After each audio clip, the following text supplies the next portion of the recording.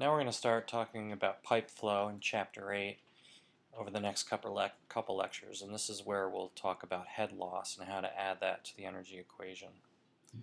I'm going to start by defining pipe flow, which is quite simply flow in pipes, but it's when the pipe is completely filled with liquid, like water supply pipes. By definition, these pipes are under pressure. If you've got a pipe that's not under pressure, that's open to the atmosphere, or is only partially filled with water, like a sewer pipe, that's actually called something else. It's called open channel flow in fluids jargon, and mathematically we handle it a lot differently. It's driven by gravity instead of pressure. In pipe flow, fluid can travel in two different ways, and it's really like apples and oranges, whether it's flowing one way or the other. It's a huge change in behavior from one type to the other. The first type we describe as laminar flow, and this is very ordered, organized flow, described by smooth streamlines that are parallel with the flow direction. Everything's moving in a straight line and things are very predictable. There's a transition zone, which I want to return to, but the other type of flow is turbulent flow, and this is completely the opposite of laminar flow, and the behavior is very random. We have random fluctuations in velocity over time. And the average velocity is parallel with the flow direction. But at any one spot in the pipe, the fluid may be traveling in any crazy direction. In fact, fluid flows upstream in some places and then doubles back around in an eddy and returns back to the normal flow direction. So we have very unorganized, chaotic flow in the turbulent regime.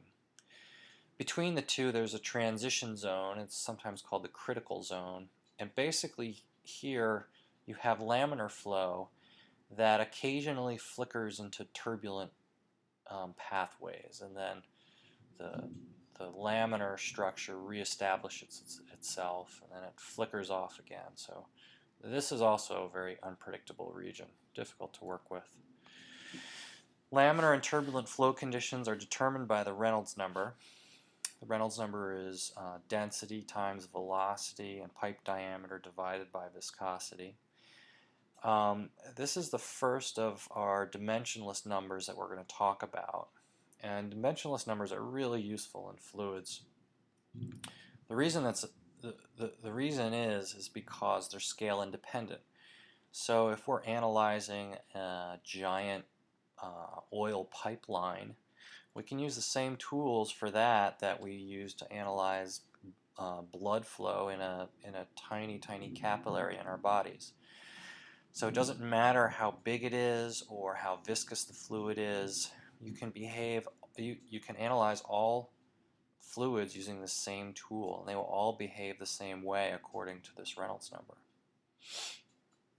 Like all dimensionless numbers, it's a ratio of different phenomena. In this case, it's a ratio of inertial forces to viscous forces. So if the numerator dominates, then we have inertial forces running the show, and that's where things start to spin out of control and you get chaotic movement. If the denominator dominates, then viscous forces control everything, and the flow is stabilized and the fluid holds together. Other thing I want to point out about the Reynolds number is in this context, d is the pipe diameter, but we'll use Reynolds number for other situations, and diameter won't make sense, and a better description is really that d is some characteristic length. So we're going to return to that later. So if you analyze your flow and you calculate the Reynolds number, again, it doesn't matter if it's a giant pipeline or if it's a water pipe or if it's a tiny little tube. If your Reynolds number is less than 2,100, you have laminar flow. If it's greater than 4,000, you have turbulent flow. Keep in mind those threshold numbers. I've seen different numbers in different textbooks, so it's kind of around there, but some people have different opinions as to exactly where that transition point occurs. Also note that if you're at a Reynolds number of like 3,000, then what do? You're in that transition zone and things are very unpredictable there. Most of the flows we deal with as engineers are turbulent, particularly when we're using water, because water has a fairly low viscosity, so we often have turbulent flow. So when can we expect laminar flow? Well, when the Reynolds number is small. So that means when the numerator, the velocity is small and the diameter is small, and when the viscosity is high. That's when we should expect laminar conditions. So let's do an example with water. Even if we've got a pretty slow velocity, like 1 foot per second, and a pretty small diameter pipe, like a 1-inch diameter pipe, with water we still have turbulent flow conditions. So when we're working with water, you can expect turbulent flow, or at least transition flow. So when can we assume laminar flow conditions? Again, when you have viscous fluids, and then even with water, if you have really slow velocities or really small diameters, you should expect laminar flow. Okay, because laminar flow is so organized and predictable, you can derive all kinds of things for it. First tool that's useful is this Poiseuille's law. You can calculate the flow rate based on the diameter and the pressure drop across that pipe. So that equation is in the FE handbook. If the pipe is at an angle, if the pipe is not horizontal but is at some angle, then you need to amend it with this delta P minus gamma L sine theta. That's not in the FE handbook, but it's a useful addition to the equation. Okay, so let's do a quick example using the Poiseuille equation. We have asphalt flowing downward through a 2-inch diameter pipe, and it's a pressure gradient of 1.6 psi per foot.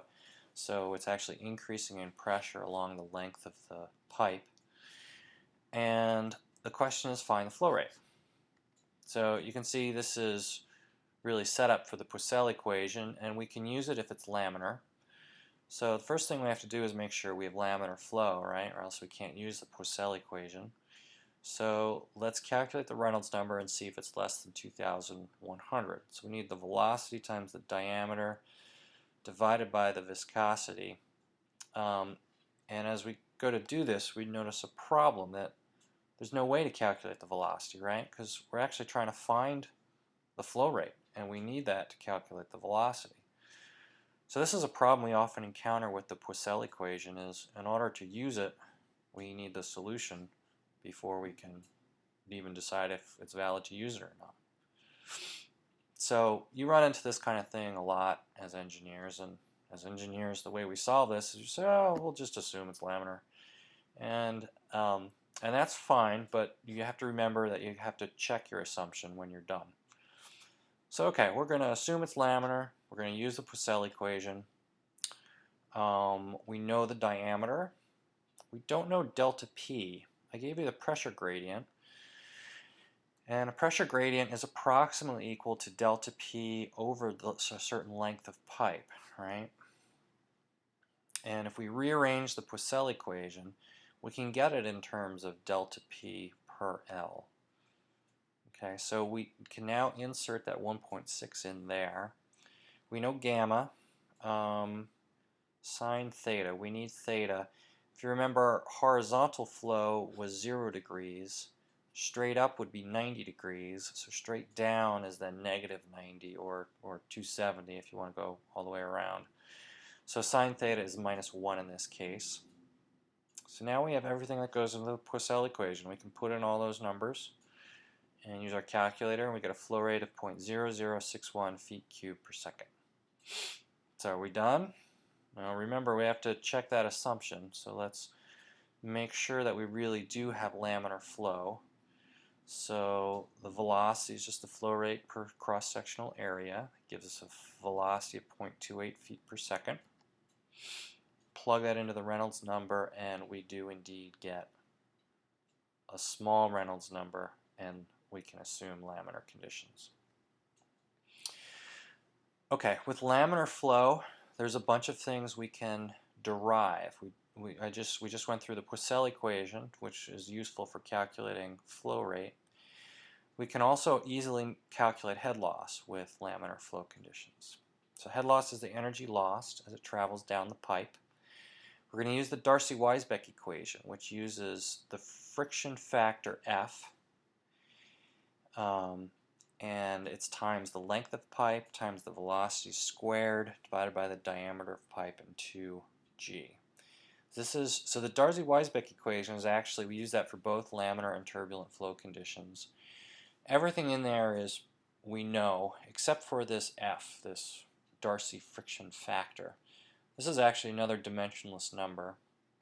For laminar conditions, it's easy to calculate. It's 64 divided by the Reynolds number. So that's pretty straightforward. For turbulent flow, this F is going to be a real pain in the neck to get, and we'll talk about that a couple lectures from now. If you look at this carefully, there's something strange here I want to point out. So we're talking about energy loss as water travels down a pipe.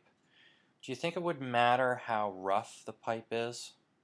Wouldn't you expect more energy to be lost in a pipe that was like lined with sandpaper versus one that was, really smooth? So I would really expect roughness to play a big role in energy loss. But if you look at this equation, the Darcy-Weisbach doesn't have roughness in it, and the Reynolds number doesn't have roughness in it either.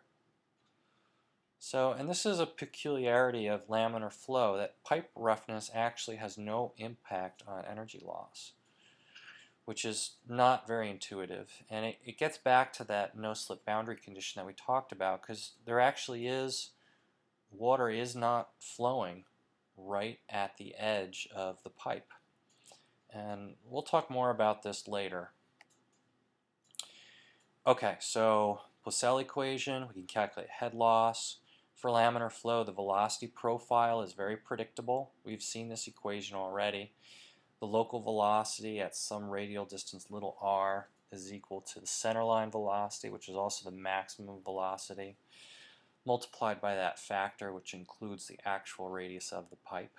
And you get a nice parabolic velocity profile. And then we also have already derived that the average flow is half the maximum flow, or half that center line. I'm sorry, the average velocity is half the center line velocity. And you can also calculate the shear stress. The shear stress at any radial distance is a function of the shear stress at the pipe wall and the actual radius of the pipe, and then the shear stress at the pipe wall can be calculated using pressure, diameter, and length.